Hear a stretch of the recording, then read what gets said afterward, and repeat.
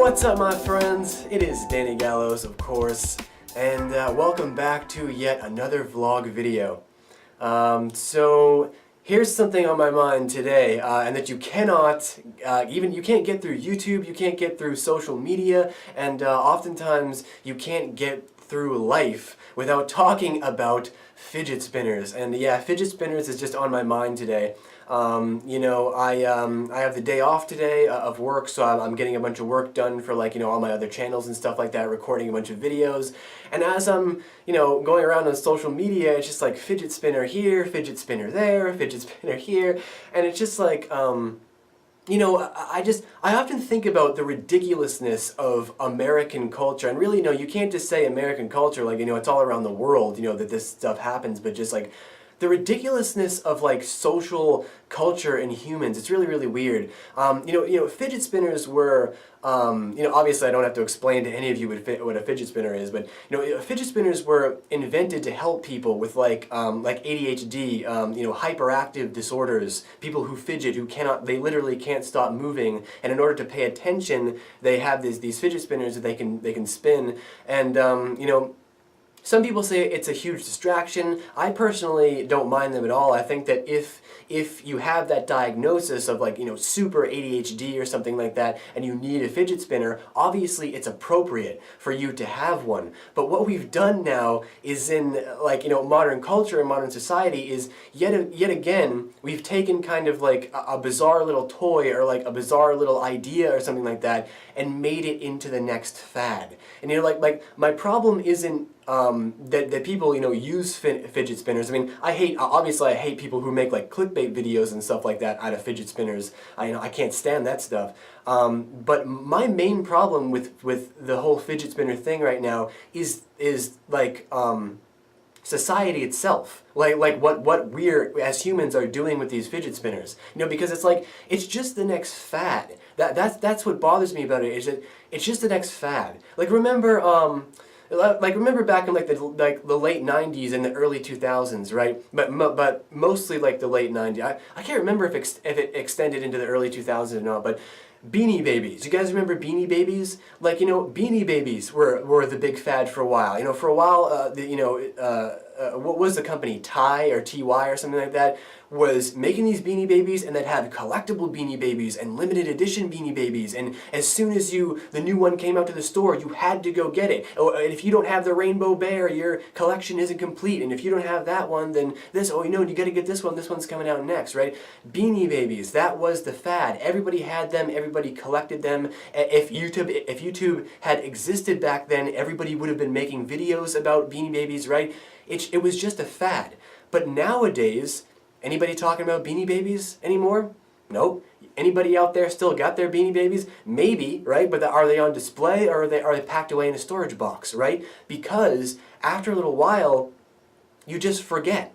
It just goes away. It's a fad for a little while, and then everybody forgets about it and it goes away. So why is everybody just jumping on this fidget spinner thing right now? I could go down to the 7-Eleven right now and buy a fidget spinner at the store just to go have one and just try it out and test it or whatever, but I don't want to. I have no desire to do that. You know what I'm saying? It's because I don't need one. I don't suffer from extreme ADHD, or I don't have to fidget with things all the time. I have that a little bit, right? But not enough that I have to go down and get a fidget spinner.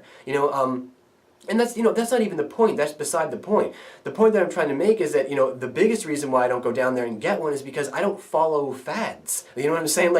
Because I know, I'm wise enough to kind of know that, it's in another 5 years, nobody is even going to remember what fidget spinners are.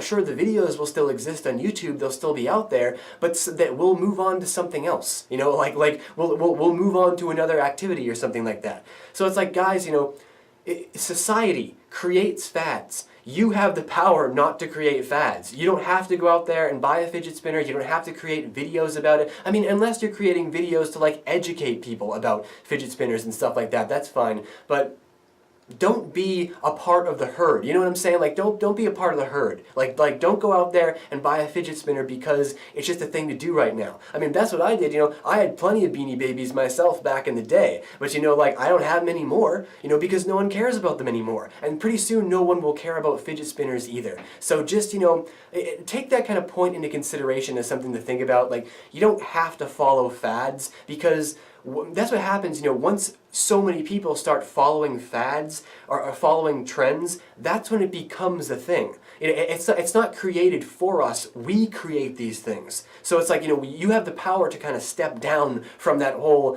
you know, that activity there, you know, if you want to call it, and kind of step away from the fidget spinner world, because it's just a fad and people are just going to forget about it. It's just culture, man, like society, you know, just people, people act so strange, you know what I'm saying? Like, just behavior, especially in American culture, you know, a good example of that is wanting too much space. That's another thing that that I want to talk about at some point, which was people, you know, on the subject of people's behavior, you know what I'm saying? Like, I remember just a couple of days ago I was watching some kind of like House Hunters show or something like that, where people were reviewing new apartments, and it's so funny, every time you turn these TV shows on, you hear these people saying the same thing about their bedrooms. It's, you know, everybody wants like big rooms in their house, like for like living rooms and kitchens and stuff like that, but I always found it so strange how people would walk into bedrooms and be like, oh, this bedroom's too small.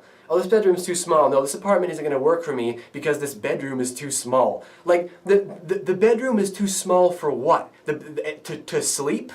You need more room to sleep than that? You know, it's like, you know, Americans have this very, very bizarre thing in our culture, and once again, you know, I shouldn't say just Americans, because it is all around the world, but definitely in American culture, you know, ever since we came to this country, you know, the Native Americans noticed this in us, was that we always seem to require more space than we need. You know, like we always want more. We're not satisfied if we don't have mansions. We're not satisfied if our bedrooms aren't the size of apartments. You know what I'm saying? It's like, and human beings, like, you know, we have a huge problem with this. We need to learn to live practically. You know what I'm saying? It's like, think about how much space you could save in just apartments in general if bedrooms were designed not to be big, because you don't do anything in them. You sleep there. You know, I mean, if I was designing my own house from the ground up, my bedroom would be the tiniest room in the house. My bedroom would basically be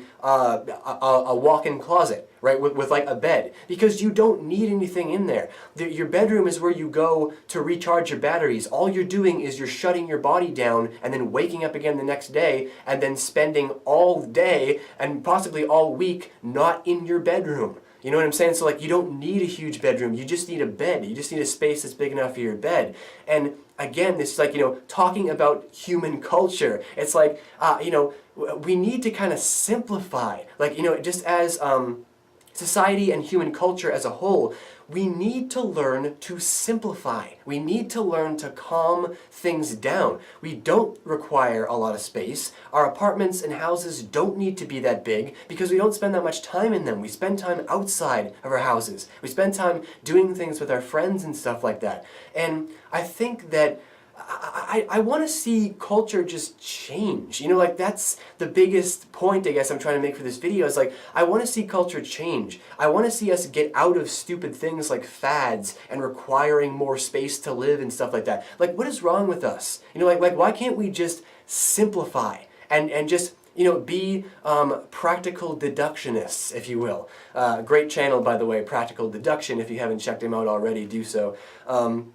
Yeah, I think that we as human beings living on the planet Earth, it would be wise of us to start to simplify our living, and don't follow the herd. Don't do things that everybody else is doing. Don't think the same way everybody else is thinking just because they think like that. You know, because these things are just detrimental to society. You know, and just we need to learn to change just on those two fronts. So.